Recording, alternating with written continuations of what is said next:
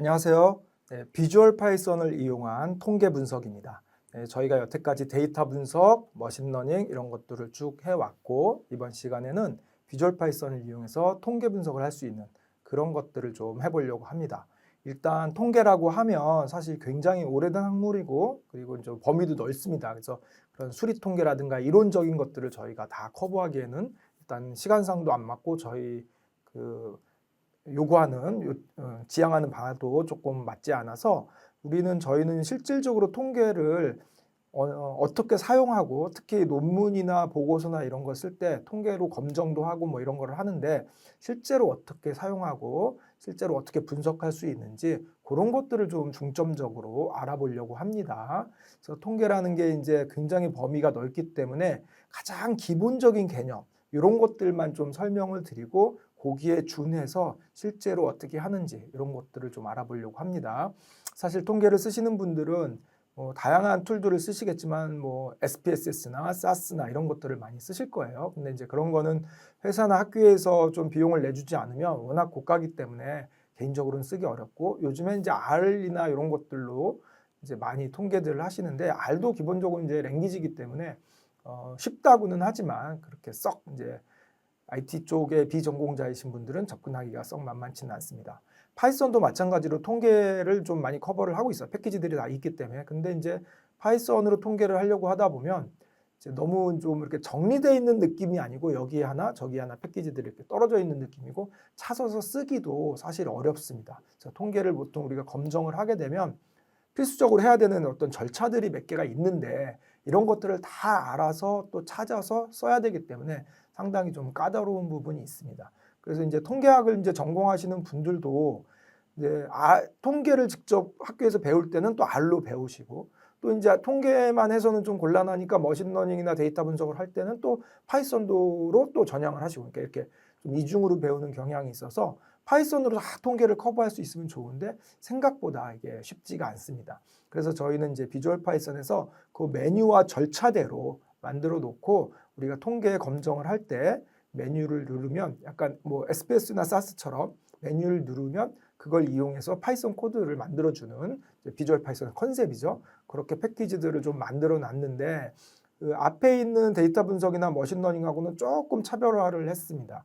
뭐가 다르냐면 앞에 있는 거는 어떻게 보면 좀 로우 코드 그런 것들을 만들어서 코드를 익히고 이런 데 좀 중점을 뒀다면 통계 같은 경우에는 일단 그거보다는 보여지는 데 조금 더 집중했습니다. 그래서 우리가 예를 들어서 검정을 할 때 무엇을 봐야 되는지 3개, 4개가 있거든요. 그런 절차들을 한 번에 다 보여주고 그다음에 좀 디스플레이도 좀 예쁘게 하고 그러다 보니까 안에 코드가 좀 길어지고 그다음에 조금 복잡해진 경향이 있어요. 그래서 아마 전공자가 아니신 분들은 그 통계 쪽에서 만들어지는 코드를 보면 너무 길다. 이거 볼 수 있나? 이런 생각이 드실 수 있어요. 근데 사실 따져보면 핵심 코드는 그 안에 조금밖에 안 들어있는데 옆에 데코레이션이 좀 많아서 좀 길고 그다음에 여러 개를 한 번에 보여줘야 되기 때문에 좀 길어진 거다. 이렇게 생각하시면 될 것 같아요. 그래서 통계는 코드를 재활용하는 느낌보다는 뭔가 그 한 번에 좀 다 우리가 디스플레이를 해서 결과를 보는데 조금 더 치중했다. 이렇게 좀 생각하시면 될 것 같습니다. 물론 그 안에 이제 그 핵심 코드들이 들어있기 때문에 그 코드들을 재활용하시는 것도 충분히 하실 수 있는 그런 상황입니다. 네. 그래서 기본적으로 저희가 통계는 여기 이렇게 보시면 비주얼 파이썬에 여기 스태티스틱스 4개, 12개 정도 이렇게 메뉴가 준비되어 있습니다. 이 하나하나 보면서 우리가 해보도록 하겠습니다. 다음에 이걸 하기 위해서 기본적으로 우리가 통계에서 알아야 되는 것들 이런 것들을 좀 말씀을 드리고 갈게요. 자, 기본적으로 우리가 통계를 하는 목적이나 이런 걸 보면 앞에서도 잠깐 언급을 했지만 똑같이 만약에 우리가 알고리즘을 쓴다, 빼기식을 쓴다, 그러면 이런 거죠.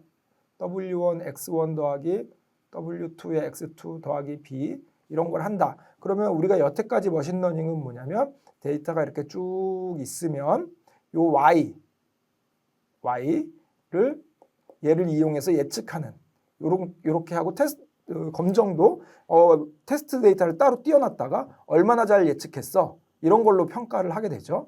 통계는 그런 느낌보다는 이렇게 테스트 데이터, 트레인 데이터 따로 나누지도 않습니다. 그런 느낌보다는 주어진 현상을 가지고 주어진 현상을 가지고 과연 이 x들이 이 y를 정말 설명할 수 있는 거야?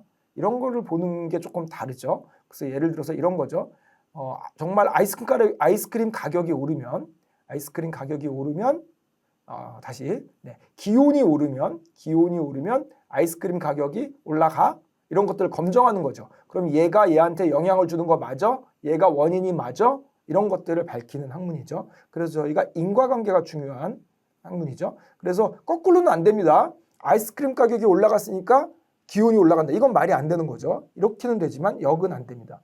그렇지만 우리 머신러닝에서는 상관없어요. 데이터만 있다면 그 해의 아이스크림 가격을 이용해서 기온을 예측할 수도 있는 거죠. 그래서 이런 경우에 저희가 상관관계에 중점적으로 보는 그런 학문이다. 보통 우리가 이제 이렇게 얘기를 합니다. 그래서 통계는 그 변수를 검증하는 이런 데 더 목적이 있다. 그렇게 생각하시면 될 것 같아요. 그러다 보니까 변수가 좀 많아지면 곤란합니다. 그래서 우리가 보고자 하는 변수 몇 개만 보는 게 일반적이라고 할 수 있습니다.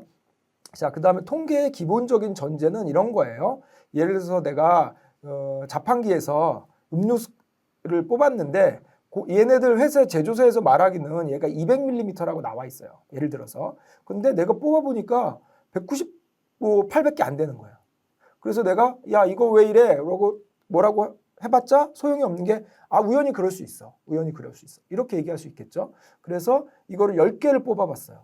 그랬더니 10개를 뽑아서 평균을 냈더니 여전히 한 뭐 197 정도밖에 안 돼요. 그러면 이거 니네 사기치는 거 아니야? 이렇게 얘기할 수 있지만 그러면 이제 그쪽에서 뭐라고 하냐면 네가 10개만 뽑아서 그래. 10개만. 더 뽑아봐. 괜찮을 거야. 이렇게 우연히 네가 좀 안 좋은 게 걸린 거야. 이렇게 얘기할 수 있는 거죠. 그래서 이거를 이제 통계적으로 검증을 하면 어떻게 되는 거냐면 무한대를 다 뽑아볼 수는 없잖아요. 그래서 통계에서는 샘플을 뽑습니다. 뭐 30개든 100개든 뽑아요. 그래서 우리가 어떻게 얘기를 하는 거냐면 기본적으로 모집단인 거라는 걸 가정해요. 무한대의 모집단을 가정을 하고 이거 다시 그림을 좀 그려볼게요. 무한대의 모집단을 가정하고 그 중에서 우리가 샘플로 뭐 30개에서 100개만 뽑았다 이렇게 생각을 하는 거예요. 그래서 여기서 평균값을 내서 예를 들어서 뭐 198이다 평균을 구한 다음에 이걸로 과연 모집단의 평균은 얼마일까? 모집단의 평균은 얼마일까? 이거를 추정하는 거죠. 그래서 내가 지금 30개를 뽑았는데 198이야 평균이.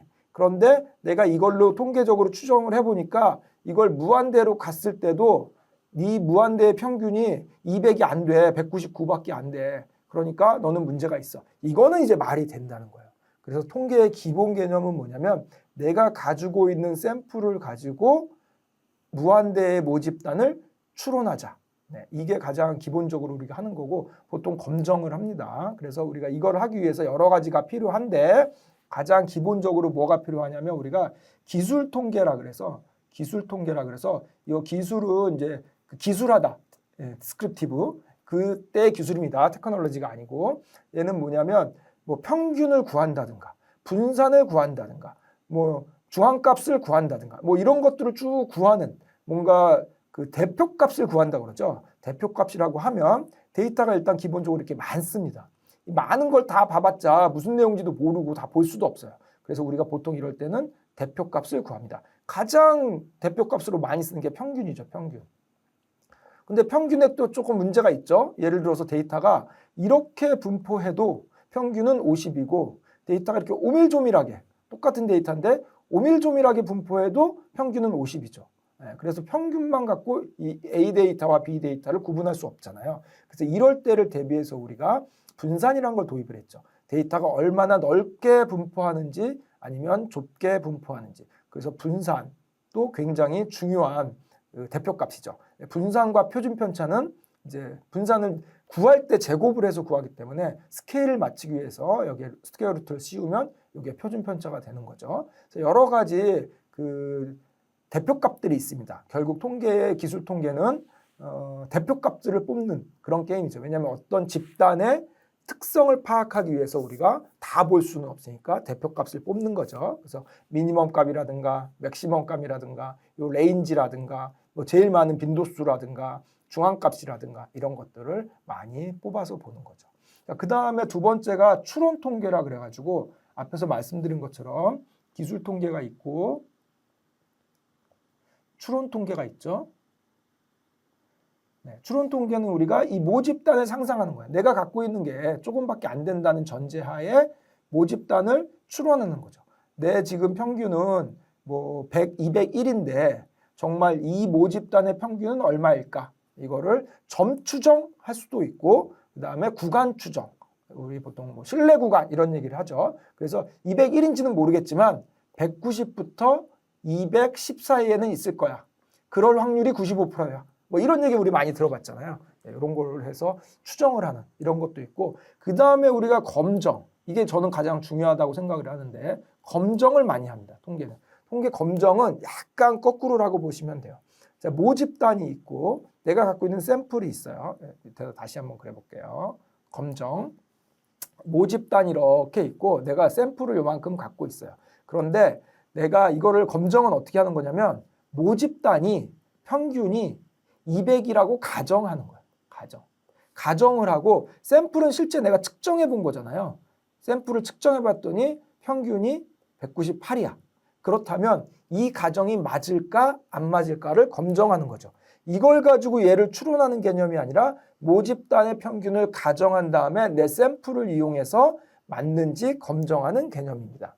그래서 이런 거는 기본 개념이 뭐냐면 첫 번째 가장 중요한 개념이 뭐냐면 내 샘플이 모집단을 가정했을 때 얘가 어떤 분포를 따르느냐 이게 중요합니다. 우리가 보통 정규 분포를 따르느냐 이런 얘기를 많이 하는데 이게 무슨 얘기냐면 우리가 대충 한 반에서 사람들 키를 쭉 재봤어요.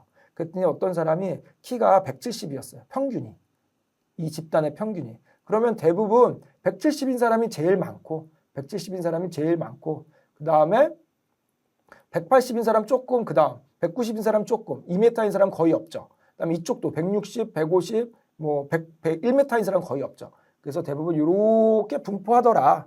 이게 자연계의 데이터들을 이렇게 분포하더라. 정규 분포로 나타낼 수 있더라. 이거는 우리가 발견한 겁니다. 그래서 이게 보통 정규 분포를 따른다면 이렇게 얘기를 하는 게 이 모집단이 정규 분포를 따를 때만이 우리가 검정할 수 있어요. 물론 정규 분포가 아니라 다른 것도 다른 분포를 얘기하죠. 그래서 이거는 가정입니다. 첫 번째 가정이 내가 모르는 모집단이 어떤 분포를 따르는지 알아야 되고 그 다음에 내가 검정하고자 하는 값, 예를 들어서 평균이 200이라고 가정을 하고 그 다음에 내 데이터를 가지고 이게 맞는지를 검정하는 이런 시스템입니다. 이게 좀 사실 조금 내용이 어렵기도 하고 길어서 짧은 시간에 말하기는 어려운데 이런 느낌입니다. 모집단을 구해봤더니 정규 분포를 따른다라고 가정을 하는 거예요. 그리고 200이다 내가 가정을 했어요. 그래서 내 데이터를 가지고 평균을 구해봤더니 예를 들어서 내 평균이 500인 거예요. 그럼 500이면 이쯤에 있겠죠. 500. 내 평균이 여기예요. 그래서 여기에 있는 면적이라는 게 결국에 이 500이 나타날 확률이거든요. 이런 분포에서 내가 500을 뽑을 확률이에요. 그러면 이제 가정이 좀 이상한 거죠. 내 모집단위는 200이라고 가정을 해놓고 내가 실제 샘플을 뽑았더니 500이야. 근데 이거는 실제 일어난 팩트이기 때문에 이건 바꿀 수가 없어요. 그럼 뭐가 잘못된 거예요? 이 200이라는 가정이 잘못된 거죠. 사실은 이거 아니야? 사실은 이렇게 된 거 아니야? 이렇게 하는 거죠. 그러면 이게 200이 아니라 예를 들어서 뭐 400 아니야? 400 아니야? 이렇게 되는 거죠. 그럼 400이라고 하면 내 500이 있을 확률은 이만큼이 되는 거잖아요. 그러면 커지는 거죠. 그래서 이게 1번 케이스, 2번 케이스라고 하면 1번 케이스를 가정을 하면 200이라고 가정을 하면 500이 나타날 확률은 굉장히 적은데 2번 케이스 400이라고 가정을 하면 500이 나타날 확률이 꽤 커지죠. 그렇다면 이렇게 얘기하는 거죠. 네 가정이 틀린 거야. 200이라는 가정이 틀린 거야.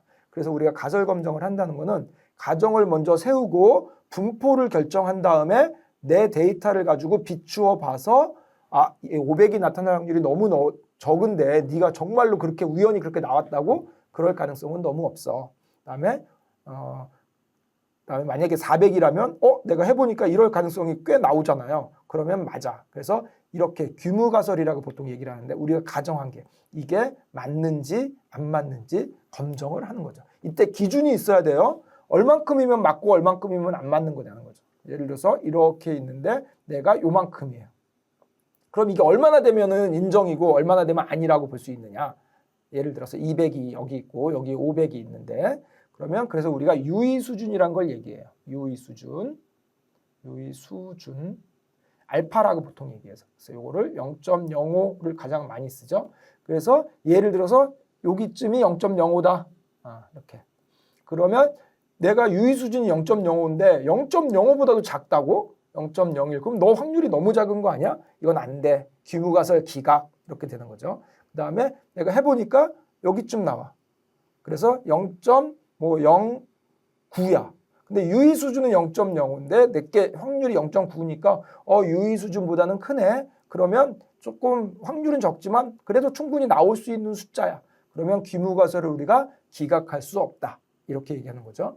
0.01이면 너무 작기 때문에 이거는 200이라고 인정할 수 없어. 이렇게 되는 거고 이 정도면 200일 수 있겠는데 그중에서 내가 좀 우연히 이쪽에 치우쳐서 나왔네. 이렇게 되는 거죠. 그래서 이런 용어들을 우리가 좀 알고 가야 된다라고 생각을 해야 됩니다. 그래서 이런 그러면 내 모집단이 정규분포를 따를 거냐 안 따를 거냐 어떻게 하면 따르게 할 거냐 이런 여러 가지 얘기들이 있어요. 그래서 통계의 이론적인 얘기들을 좀 공부를 하시는 편이 좋습니다. 저희가 이제 이 수업 시간에 얘기를 할 거는 이런 기초적인 것들을 어느 정도 아는 상태에서 여러 가지 검정이라든가 이런 것들을 확인해 보는 그런 시간이라고 생각하시면 될 것 같아요. 그래서 우리가 여러 가지 검정을 할 건데 평균을 검정하는 것도 있고 다른 분산을 검정하는 것도 있고 여러 가지가 있어요. 그런 것들을 하나하나 좀 보면서 말씀을 드리도록 하겠습니다. 이론적인 얘기를 너무 깊이는 할 수 없기 때문에 실질적으로 어떻게 적용하는지를 중점적으로 우리가 보도록 하겠습니다. 자, 첫 번째 파일부터 볼 건데요. 이렇게 보면 101번부터 해서 112번까지 쭉 메뉴별로 우리가 들어 있습니다. 이거 하나하나 보면서 설명을 드릴게요. 자, 첫 번째 파일은 뭐냐면 우리가 디스트리뷰션이라 그래갖고 우리 분포들 있잖아요. 그런 것들이 어떤 분포가 있는지 눈으로 보게끔 한번 보여주는 용도라고 보시면 돼요. 먼저 늘 하듯이 우리 임포트는 해야 됩니다. 물론 이제 이게 다 필요하지는 않은데 그냥 일단 보통 습관적으로 임포트를 하고 시작하는 경우가 많죠. 그래서 여기 밑에 보시면 첫 번째 파일을 이렇게 눌러보시면 요거 아니죠? 통계 첫 번째 파일 이걸 눌러보시면 여기 보면 이게 우리 아까 말씀드린 분포들이에요. 노멀에 있는 게 정규 분포, 유니폼 분포, 베타 분포, 감마 분포 여러 가지가 있고 요 밑에는 연속형 분포고 위에는 이제 디스크리트라 그래서 하나하나 떨어진 우리 데이터 타입으로 하면 범주형 같은 그런 아이들의 분포라고 볼 수 있습니다. 예를 들어서 동전이 앞면이냐 뒷면이냐 이런 거, 주사위가 1, 2, 3, 4, 5, 6 중에 뭐냐 이런 거. 그다음에 얘네들은 그냥 숫자, 음료수 용량이라든가 키라든가 몸무게라든가 이런 거죠. 가장 많이 하는 정규 분포를 누르면 이게 이제 평균이고 표준 편차를 우리가 입력할 수 있게 돼 있고 액션이 3가지가 있습니다. 이렇게 3가지가 있는데 이거는 먼저 한번 사이즈 이만큼으로 랜덤하게 정규 분포에서 뽑아서 한번 데이터를 랜덤하게 뽑아달라는 거예요. 그래서 런을 눌러보면 이렇게 뽑아줍니다. 이렇게. 이게 실제로 랜덤하게 이만큼을 뽑아준 거예요. 그래서 이거 가지고 그림을 그려준 겁니다. 이거는 실제 데이터를 랜덤하게 뽑아준 거예요. 그래서 만약에 랜덤하게 데이터가 필요하면 여기서 뽑아 써라. 이런 개념이라고 보시면 돼요. 자, 그 다음에 액션이 또 요거는 뭐냐면 요거는 실제 데이터를 뽑은 게 아니라 그냥 그 분포의 모양을 그린 거예요. 분포의 모양이 이렇게 생겼다. 이거는 누적 분포. 이렇게 보라고 그려둔 거라고 생각하시면 돼요. 그 다음에 여기에 좀 제가 많이 쓰는 건데 이거 P-value라는 개념이 있어요. P-value가 뭐냐면 아까 말씀드린 자 요겁니다. 제가 데이터를 뽑아봤어요. 그림 좀 다시 그려볼게요. 실제 데이터를 뽑아봤더니 내가 여기를 200이라고 가정했는데 내 데이터가 500에 걸린 거예요. 그러면 요 면적, 요게 P-value라는 겁니다. 그럼 P-value하고 뭐하고 비교해요? 유의 수준 알파하고 비교하는 거죠. 유의 수준 알파는 0.05냐, 0.01이냐, 보통 0.05로 많이 합니다. 그래서 P-value가 알파보다 크다는 얘기는 면적이 넓으니까 여기쯤 위치했다는 거고 P-value가 작다는 거는 면적이 작은 거니까 여기쯤 위치했다는 거죠. 그래서 보통 P-value가 알파보다 작으면 이쪽이니까 너무 오른쪽으로 갔죠? 그러면 귀무가설 기각 이렇게 되는 거예요. 그래서 예전에 그 통계책 뒤에를 찾아보면 이게 적분을 해야 p-value를 구할 수 있는 거잖아요. 요 500에 대해서. 그래서 우리가 보통 요 숫자를 주면 p-value를 주고 p-value를 주면 요 숫자를 주는 통계 뒤에 표가 있어요. 그 분포에 따라서. 근데 이게 또 정규 분포에도 표가 있고 뭐 감마 분포에도 표가 있고 무슨 분포, F 분포에도 표가 있고 따로따로 있기 때문에 사실 통계책에 다 담기도 힘들고 찾아보기도 힘들었죠. 근데 이제 그거를 계산해주는 아이예요. 그래서 p-value를 주면 요 500이라는 숫자를 돌려주고 500이라는 숫자를 주면 p-value를 계산해주는 거. 요거를 해주는 겁니다. 아마 통계 공부하시는 분들은 굉장히 유용할 거라고 생각이 돼요. 그래서 이렇게 정규 분포에서 액션을 이렇게 넣으면 보통 이제 우리 많이 하는 사람들이 거의 이제 외우고 있죠. 그래서 만약에 통계치가 1.96이면 p-value가 0.05 정도 돼요. 그래서 런을 해보면 실제 0.05에 가까운 숫자가 나오죠. 그 다음에 액션을 거꾸로 p-value를 주면 0.05를 주면 이게 아마 1.96에 가까운 숫자가 나올 거예요. 1.95 어쩌고저쩌고 1.96에 가까운 숫자가 나오죠. 그래서 적분하는 거를 구해주는 거고 통계 뒤에 있는 그 표 그거를 이제 구해주는 거다. 이렇게 생각하시면 될 것 같아요. 이게 굉장히 유용합니다. 예를 들어서 정규 분포니까 이렇지 만약에 F 분포다. 그러면 자유도를 2개나 줘야 돼요. 그럼 이거는 표로 몇 개 표현도 안 돼요. 이런 경우에 굉장히 유용하게 우리가 쓸 수 있습니다. 그 다음에 아까 보신 것처럼 이게 이제 많이 나오는 건데 투 사이드냐 뭐 원 사이드냐 이런 게 좀 있잖아요. 이게 어떤 내용이냐면 우리가 검정을 할 때 200이냐 아니냐를 검정하면 이쪽으로 커도 안 되고 작아도 안 되죠. 얘도 벗어난 거고 얘도 벗어난 거죠. 이럴 때 우리가 투 사이드 검정이라고 합니다. 근데 200보다 크냐를 검정할 때는 이쪽 한쪽만 보면 되는 거죠. 200보다 작으냐를 검정할 때는 이쪽만 보면 되는 거고. 그래서 이런 건 이제 한쪽, 레스냐, 그레이터냐 이것만 보면 됩니다. 그런 거를 선택해주는 그런 느낌이라고 보시면 돼요. 왜냐하면 적분할 때 여기만 하는 게 아니라 투 사이드면 여기도 하고 2개 더해서 해줘야 이게 p-value가 되는 거거든요. 그래서 이런 게 옵션이 필요하다. 이건 이제 통계를 공부하시는 분들이 유용하게 쓸 수 있는 그런 부분이라고 생각하시면 될 것 같습니다. 네. 자, 간단하게 이렇게 이제 우리 통계 공부하시는 분들이 통계 책에 있는 뒤에 표 찾아보는 대신에 요거를 계산값을 쓸 수 있게 해놓은 거라고 생각하시면 돼요. 각 분포별로 다 있어요. 각 분포별로 정규 분포도 있고 뭐 베르누이 분포도 있고 여러 가지 분포들이 다 있다 생각하시면 돼요. 그리고 가끔 보시면 여기 이제 헬프라고 있는 게 있어요. 네, 요거 누르시면 이렇게 헬프 내용을 쭉 나옵니다. 그거에 이 화면에 대한 어떤 정보들 이것도 한번 눌러보시면 공부하실 때 눌러보시면 도움이 될 것 같습니다. 자, 이렇게 해서 첫 번째 메뉴를 보고 두 번째 메뉴를 한번 볼게요. 두 번째는 두 번째 파일에서 바로 새롭게 보도록 하겠습니다. 자, 여기에 보시면 얘는 뭐냐면 일단 파일을 한번 읽어볼게요. 02-1 기술 통계. 여기 제가 다 맞춰놨어요. 그래서 읽어오시면 돼요. 여기 데이터에 가시면 02- 기술 통계 요거 있죠? 요거 읽어오시면 돼요. 요거를 DF로 읽어오겠습니다.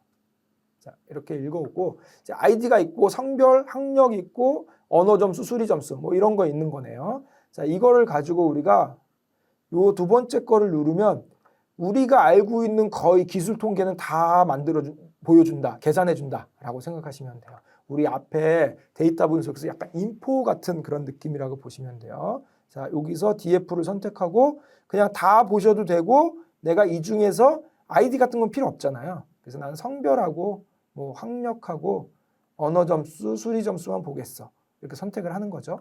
그리고 여기는 이제 기본적으로 체크가 되어 있는데 필요하시면 다 체크. 저희는 처음이니까 한번 다 체크해 볼게요. 모든 거 다 보이게. 모든 거 다 보이게. 그리고 이건 이제 스퀴니스, 쿼터시스 이것도 다 대표값이라고 보시면 돼요. 그리고 퀀타일 추가적으로 뭐 0. 이게 4분의 1, 4분의 3 절반 이렇게 보여주는 건데 백분율로 다 보고 싶으면 여기다 추가하시면 되고요. 이걸 쭉 다 쓴 다음에 런을 한번 눌러볼게요. 자, 런을 누르면 앞에서 제가 설명드린 대로 굉장히 코드가 길죠. 네, 코드가 굉장히 깁니다. 그래서 이 코드에 보면 근데 사실 핵심 코드는 이 중간중간에 박혀 있다고 보시면 돼요. 여러 개를 한 번에 보여주려 보니까 후문도 필요하고 여러 가지가 필요한 거죠. 네. 그래서 결과만 좀 집중적으로 보자는 거죠. 네. 보시면 언어 점수, 수리 점수에 대해서 평균, 뭐 표준 편차, 뭐 기타 등등 쭉 다 있어요. 그런데 얘는 없잖아요, 지금. 왜 언어 점수하고 수리 점수만 있어요? 제가 학력도 성별하고 학력도 줬는데 얘는 범주형 변수니까 빼준 거죠. 그래서 쭉 다 모든 정보. 그다음에 얘네들은 그 남자 여자가 몇 명이고 몇 개고 여자 몇 개고 이런 그 빈도수 같은 거 이런 것들도 쭉 보여줬죠.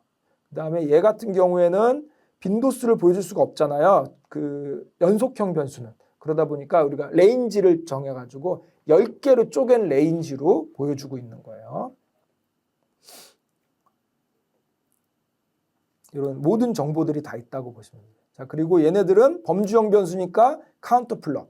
여자 이만큼, 남자 이만큼. 대졸 이만큼, 고졸 이만큼, 중졸 이만큼. 그다음에 나머지 애들은 두 개는 그 수치형 변수니까 히스토그램. 이렇게 자동으로 보여주는 거고 요 밑에 수치형일 때는 히스토그램. 그다음에 얘네들은 수치형일 때 박스 플롯까지 이렇게 보여주는 거죠. 그래서 우리가 이 정도면 우리가 기술 통계에서 보고 싶은 정보들은 거의 다 있다고 보시면 돼요. 네. 전부 뭐 필요하면 또 이제 우리가 더 추가적으로 보면 되는데 이 정도면 우리가 보고 싶은 건 다 있다. 그리고 범주형 변수하고 수치형 변수를 자동으로 골라서 보여줄 것만 보여준다. 그러다 보니까 이렇게 코드가 좀 길어지는 거죠. 범주형인지 수치형인지 체크해가지고 막 보여주고 그러다 보니까 코드가 좀 길어지는 거죠. 네. 그래도 이제 이게 코드도 중요하지만 통계는 결과를 보는 것도 굉장히 중요합니다. 왜냐하면 막상 우리가 통계 패키지 같은 걸 쓰려고 하면 뭐 SPSS나 SAS나 이런 거 워낙 비싸고 고가고 R로 하려고 해도 만만치 않고 그래서 뭐 이런 툴들이 있긴 있는데 유료 툴들이 많고 그래서 여러분들이 만약에 통계 공부를 하시거나 아니면 논문을 쓰시거나 아니면 보고서를 쓰는데 검정을 해야 되거나 이럴 때는 비주얼 파이썬이 아마 큰 도움이 될 거라고 생각이 됩니다. 그래서 여기는 소스보다는 결과에 집중하자. 네, 이렇게 생각하시면 될 것 같습니다. 자, 이번 시간은 여기까지 하겠습니다. 가장 기본적인 통계의 어떤 개념과 그다음에 기술 통계를 보는 방법 여기까지 했습니다. 네, 감사합니다.